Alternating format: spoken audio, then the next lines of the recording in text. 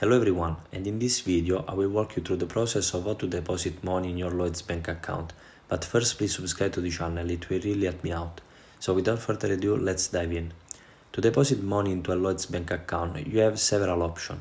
First, cash deposit at a Lloyds branch. Visit a Lloyds bank branch near you. Fill out a paying-in slip with your account details and the amount you want to deposit. Present the paying-in slip and the cash to a teller at the counter. Second, checks deposit at Lloyds branch. Follow the same process as for cash deposit, but instead provide the checks along with the paying-in slip. Third, deposit at Lloyds cash point ATM. Some Lloyds bank ATMs allow you to deposit cash and checks. Insert your Lloyds bank debit card and enter your PIN. Follow the on-screen instruction to deposit cash or checks. 4. Mobile banking app. If you have a Lloyds Bank mobile banking app, you may be able to deposit checks using the app checks deposit feature. This is typically done by taking a photo of the checks. 5. Bank transfer. If the money is coming from another bank, you can initiate a bank transfer to your Lloyds Bank account.